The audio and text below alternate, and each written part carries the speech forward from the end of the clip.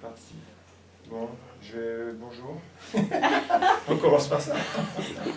C'est mieux, oui. Ouais. Bonjour. Alors, Jacques, tu me dis qu'on est au milieu du milieu et qu'on a parlé ce matin des algues. Oui. Et tu avais fait le rapprochement Entre les algues et la capacité de s'adapter à un changement de situation. Voilà. Voilà, l'algue, elle a cette spécificité extraordinaire d'être un coup aquatique, un coup aérien, comme le bébé qui sort du ventre de sa maman et qui passe du stade aquatique au stade aérien. Donc là, il y a une glande qui est particulièrement sollicitée et qui nous permet de nous adapter à ce changement de situation, donc qui est la thyroïde, qui est le chef d'orchestre du système homéostasique, c'est-à-dire la capacité de s'adapter à un changement d'état rapidement. Et bien souvent, notamment dès la naissance, eh bien, un enfant, on le change, on le déplace. Et donc on va stimuler les glandes surrénales qui ne sont pas du tout adaptées encore de manière chaotique. Et ça va avoir une action sur la thyroïde. Et bien souvent les gens traitent la thyroïde alors que ce sont les glandes surrénales qui sont déficientes. Donc on va pouvoir agir avec les algues sur la thyroïde, puisque c'est l'aliment qui correspond le mieux à la réhabilitation de la thyroïde. Mais en même temps, ça ne suffit peut-être pas. Donc il faut aller chercher plus loin, notamment les graines ou les aliments qui vont stimuler les glandes surrénales. D'accord. Et ce qui m'avait intéressé chez les algues que moi j'ai observé de façon biologique, c'est que comme elles sont exposées à un stress assez important, enfin le stress... Changement d'état. Ben voilà, il est d'être soit en phase aqueuse, soit en phase aérienne. Du coup, elles ont développé des spécificités, voilà, des facultés, on peut dire. Ouais. Voilà. Des ressources en fait. Voilà. Et donc je pense que même si on ne mange pas d'iode, c'est-à-dire que si on stimule les glandes, si on stimule la thyroïde et indirectement les glandes surrénales, parce que les deux sont interdépendantes. La thyroïde envoie une information et les surrénales mettent en œuvre, d'accord ? Et donc bien souvent, la thyroïde, même si elle est en bon état, elle envoie une information aux surrénales, mais les surrénales, elles ne sont pas capables de réagir. Donc la thyroïde s'épuise. D'accord. Et donc elle demande, à ce moment-là, on passe en hypothyroïdie. Okay ? On tourne à vide. On tourne à vide. Ouais, d'accord. Et donc les algues vont pouvoir redonner cette forme de nourriture de base de la thyroïde, mais ça ne sera pas suffisant, malgré tout. D'accord. Il va falloir quand même prendre en compte qu'est-ce que la thyroïde en même temps. À l'intérieur, il y a deux petites glandes de chaque côté du lobe thyroïdien, c'est les parathyroïdes. Et les parathyroïdes, elles ont comme rôle essentiel, c'est de maintenir l'équilibre du taux de calcium, la gestion du taux de calcium. Et ce taux de calcium va être à l'origine d'un déséquilibre ou non du pH. D'accord ? Et le pH, les glandes surrénales. Donc tout se tient. Et les algues, dans leur processus alternatif, aérienne, aquatique, ont cette spécificité. Quand elles sont aériennes, elles n'ont pas le problème, elles ont un pH qui est X, et quand elles sont dans l'eau de mer salée, elles ont un pH complètement opposé, quasiment opposé on va dire. Et donc elles ont ce pouvoir de rééquilibrage du pH, d'accord ? Donc tout se tient. Voilà. C'est pour ça que l'algue pourrait vraiment être, à mon avis, par rapport à l'époque où on vit actuellement, hyper stressée, surtout les algues crues, qu'on ramasse aux fortes marées des équinoxes. Et oui, on a la chance. Équilibre. Équinoxe, ça veut dire équilibre, jour-nuit. Et là, on est dans ces deux éclipses. Alors raconte-nous, aujourd'hui, là, on est je ne sais pas quel jour, on est le 20... Aujourd'hui, on est dans le week-end, entre deux autres week-ends, qui sont l'éclipse du soleil par la lune, qui a commencé à l'équinoxe de printemps, donc le 21 mars, ou le 22, enfin dans ces eaux-là. Là, on est entre les deux, et la semaine prochaine, on va avoir l'éclipse de... Est-ce que c'est la semaine prochaine? Oui. Le jour de Pâques, ou la veille de Pâques, on a la deuxième éclipse, qui est le soleil qui cache la lune. D'accord? Voilà. Donc, on est entre ces deux éclipses-là, et c'est c'est une année stratégique 2015, puisque c'est une année qui ne se reproduit normalement tous les 25 920 ans. D'accord. C'est un truc très spécial et qui gère un peu c'est le temps que met le Soleil pour passer devant les 12 constellations du zodiaque. Voilà. Ok. Donc c'est quelque chose qui est très spécial, qui est en train de se passer en 2015, qui mérite d'être réfléchi, étudié, conscientisé et surtout avec une grande sérénité parce que c'est certainement très, très important, mais en même temps c'est une opportunité. Il faut mettre dans ces... En fait, chaque espace comme ça, ce sont des apnées, ce que j'expliquais. Oui, oui, tout à fait. Donc c'est ce qui est au centre d'un double vortex, c'est ce qui est entre l'inspire et l'expire. Donc on est dans un processus comme un enfant qui rentre dans une salle et qui joue à cache-cache, mettons un truc comme ça, il rentre dans une pièce. Et il est interloqué. Il s'arrête, il ne fait plus aucun mouvement, il écoute, il est en apnée. Et là il capte les infos et hop, après il agit. Et bien voilà, on est en apnée. Okay. Donc autant mettre les bonnes infos pendant ces périodes d'apnée. Ok, merci pour ces infos sur les algues. Voilà. Donc si on associe le fenugrec aux graines de tournesol, ça a un sens d'amplification. On travaille en synergie pancréas, thyroïde. Pourquoi? Parce que le fenugrec, c'est un animateur qui sert de catalyseur dans le processus d'arrivée de l'information. Est-ce que vous comprenez le sens du mot? Oui, oui. Un catalyseur, c'est c'est ce qui Il permet d'accélérer un processus sans changer l'info. Donc voilà. Et donc le fenugrec, c'est une légumineuse extraordinaire qui est parfumée, qui est utilisée énormément dans l'alimentation. En Orient, oui. Voilà, et surtout en Orient. Bon, c'est une graine qui est cultivée autour du bassin méditerranéen, et tout ce qui touche le bassin méditerranéen, la marée Nostrum, considère le reste de la planète, a un impact sur le reste de la planète. Ça, réfléchissez bien, toute l'histoire de la dernière civilisation tourne autour du bassin méditerranéen. Et nous, en ce moment particulièrement. Bon, oui, on n'a pas le temps d'aller trop loin là-dedans, mais c'est en lien avec Zeus. Ouais. Donc, le fenugrec, il va amplifier le travail du tournesol qui, lui, structure et redonne au pancréas un pouvoir d'action et de restructuration. Donc une structure lumineuse transmise par la graine de tournesol en début de germination, c'est comme des cellules souches. Mais ça ne va pas être en même temps la matière, c'est que la structure. Et donc il va falloir remplir cette matière entre la structure, et là c'est le topinambour. Ah ouais, il nous en Et a parlé le ce matin. topinambour cru râpé, excellent. D'accord. Pas cuit, cru râpé, jus de citron. Si on veut le garder toute l'année, parce qu'on n'en a pas en plein été du tout. Non, mais on va compenser par autre chose. Et pourquoi pas un C'est jus? le secret. Et un jus? Topinambour en jus, non. Non, alors, par principe, les jus c'est une chose. Mais quand je parle de graines germées ou d'aliments crus vivants, le jus on le fait dans la bouche. C'est le même principe qu'une graine germée. C'est pas que je suis contre les jus, Oui, attention, non, mais il faut comprendre ce qui se passe dans la bouche. Dans la bouche, grâce à nos dents, on génère les biophotons par pression. On génère l'effet piezoélectrique.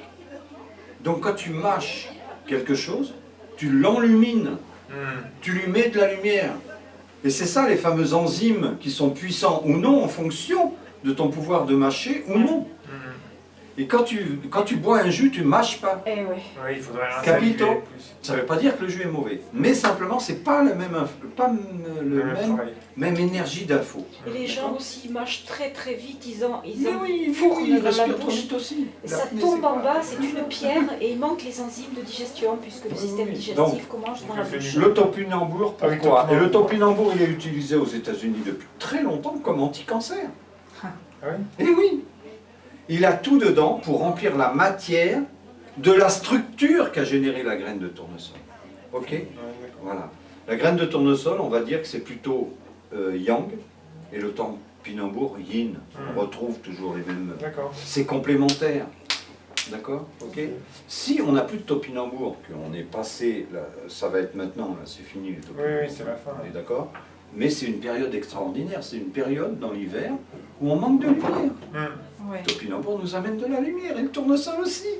Tu comprends? Maintenant, on va utiliser d'autres produits comme les fleurs et les boutons de pissenlit. De pissenlit. Voilà, Exactement. pour le diabète, cher ami. Voilà. Je Et l'ai appris l'an dernier. à Pâques, là, en ce moment, bien Dit-il, que je ne mange pas de produits animaux, ni de produits animaux, j'en mange plus depuis perpète, ah là, ça va faire un black. Manque de lumière. Voilà, Les œufs de Pâques, de Pâques. oui, Mais les pas- œufs dans la période de Pâques sont le moment de l'année où ils ont le plus de sens au niveau D'accord. alimentation.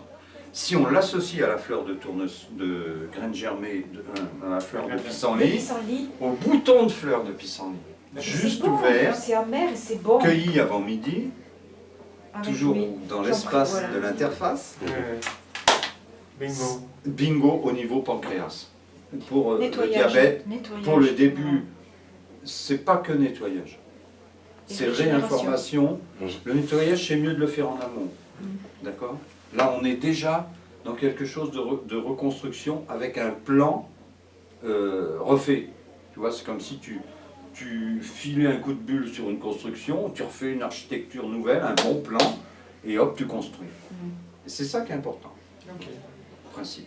d'accord. Et alors, moi, je me gave de fleurs de pissenlit à cette saison. C'est vrai que ça C'est accélère bon. le transit, Puis c'est ça bon. ça me engorge le foie, hein, carrément, des fois. Hein. Mais je m'en fous, Hmm, parce que je sais que c'est bon, quoi. D'accord.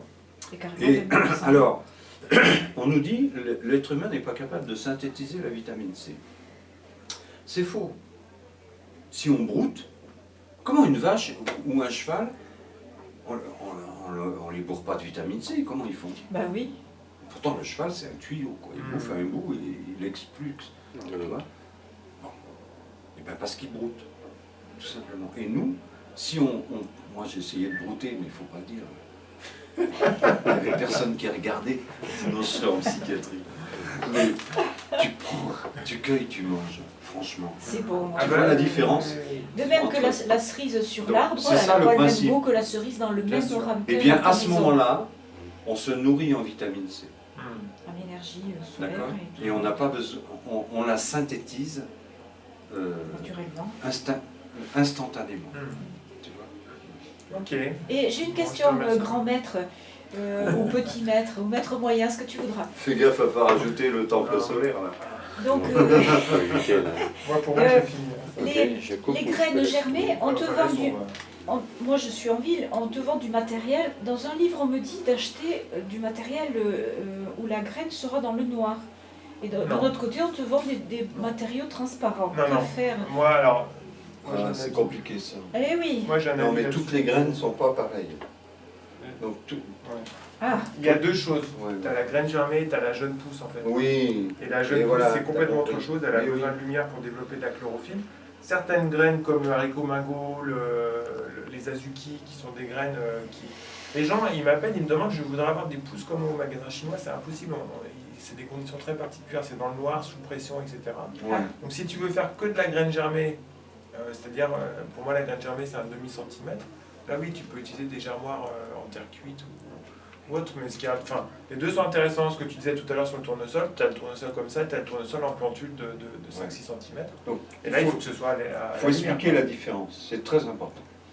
C'est-à-dire qu'une plante, une graine en début de germination, c'est comme la gémothérapie, le bourgeon. D'accord? Et donc la graine, quand elle sort, quand elle exprime le début de la germination, c'est important, le début de la germination. C'est-à-dire, peut-être que quelques heures, la graine de tournesol, c'est pour ça que j'insiste, pour soigner le pancréas, tremper une nuit, Une manger nuit. dans la journée. Ouais. Après, c'est déjà différent. Oui, Pourquoi? tous les stades. Parce que la graine, dès qu'elle commence à exprimer sa matière, elle va s'informer du cadre dans lequel elle pousse. Mhm. Et elle va perdre d'autant de son information originelle. D'accord? Et donc elle n'aura plus la même info au niveau structure. Tu comprends ce que je veux dire? Et là, quand on arrive au stade feuille, c'est super nourrissant. Mais au niveau structure, c'est complètement différent. D'accord. Mais d'où l'intérêt de faire ces graines germées à la maison. Bien sûr. Si elles s'informent. Mais bien sûr. Et donc l'intérêt, alors là on retombe dans les histoires d'algues. Une plante, chaque organisme vivant qui se manifeste dans l'univers a comme rôle essentiel, c'est d'harmoniser l'espace où il évolue. Ça veut dire que si tu fais des graines dans un cadre, entre guillemets, que tu estimes être un cadre agréable, où tu te sens bien, à ce moment-là, les graines, elles ne font que travailler en synergie avec toi, et tu peux les laisser au stade de la pousse, au contraire, et surtout manger le stade de la feuille, parce que la feuille, c'est elle qui transmet cette histoire d'harmonisation. Tu vois, la communication horizon, tu nais dans un espace que tu as choisi pour remplir une mission. Tu ne pourras pas remplir ta mission si tu es dans la soumission. Or, dès le départ, on te met dans la soumission. Vaccination, école, tu vois, c'est ça.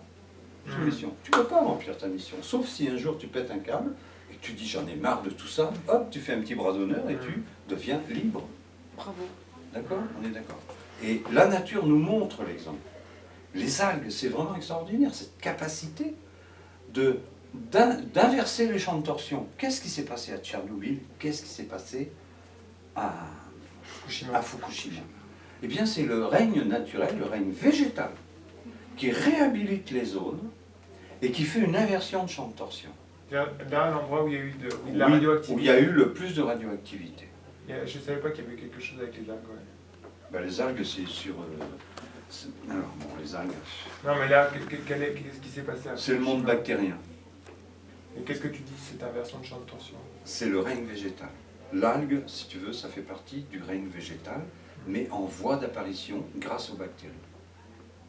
Au départ, tu connais un peu la divergence qu'il y avait entre Béchamp et Pasteur? Non, pas sûr. Voilà, parce qu'il faut remonter à cette époque-là pour comprendre. C'est sous Pasteur qu'on a décrété que la génération spontanée, c'était une erreur et qu'il fallait supprimer cette notion-là en physique, en biologie, en chimie, en tout ce que tu voudras. De toute façon, l'erreur, elle vient d'avant, hein, elle vient de Lavoisier. La composition de l'air, c'est entièrement faux. D'ailleurs, l'histoire du CO2 et de la planète qui se réchauffe, ça n'a rien à voir. Rien à voir. Tout ça, c'est bidon. Tu vois, le CO2, personne ne sait combien il y a de CO2. Tu demandes ça aux scientifiques du CNRS. Je suis moi-même allé les voir pour poser la question. Personne ne sait. Ils répètent bêtement 400 ppm. Ça veut dire quoi, 400 ppm? Bon, je te pose la question, il y a combien de CO2 dans l'air? 400 ppm. On est passé de 35 à 400 en 50 ans, un truc comme ça. En fait, il y a 0,035%. Il n'y a rien. Et donc, par contre, azote, azoé, absence de vie, il y a 78%. Ceux-là, on dit que ça ne sert à rien, azote. Il n'y a que ça. Pas d'azote, pas de protéines. Déjà, posez la question. Donc, comme il y a l'azote de l'air ne sert à rien, bon, on fout des protéines azotées, des agrès azotés dans les terres, et on pollue la planète, et on ne s'en sort pas. Et là, on a trouvé un système génial depuis les années 50, c'est les ondes électromagnétiques artificielles, la télécommunication. Or, il y a deux scientifiques français super intéressants qui ont écrit un livre sur l'activité solaire et le climat de la planète. J'ai dans un document les références. Et ils ont constaté, depuis la moitié du XVIIIe siècle, non, du XVIIe siècle, jusqu'aux années 60, que la courbe des températures de la planète avec l'activité solaire était complètement parallèle. Elles se suivaient. Ah oui. D'accord. Et puis aux années 60, la courbe des températures qui grimpe, et puis l'activité solaire qui stagne, voire qui baisse. Et c'est à ce moment-là que s'est mis en place tous les télécommunications, genre projet ARP. D'accord? Voilà. Donc tous les moyens de télécommunication qui se sont mis en activité, qu'est-ce qui se passe? Pourquoi les ondes électromagnétiques solaires maintiennent l'effet de serre sur la planète grâce à la vapeur d'eau de l'air? Tu vas voir n'importe quel site météo sur Internet, on te dit oui, effectivement, la vapeur d'eau c'est 90, voire il y en a qui disent 99% de l'effet de serre. Mais pourquoi? Personne ne dit. On constate que parce que les ondes électromagnétiques naturelles solaires agitent la molécule d'eau de la vapeur d'eau, les chauffent comme dans un micro-ondes et maintiennent une température qui permet à l'être humain de vivre. Point. Ça, c'est la base. Mais si tu rajoutes sur ces ondes naturelles des overdoses d'ondes artificielles, élévation. Et c'est tout, c'est ça. C'est uniquement ça. Moi, je le dis à plein de gens. Nicolas Hulot, il veut surtout pas entendre ça.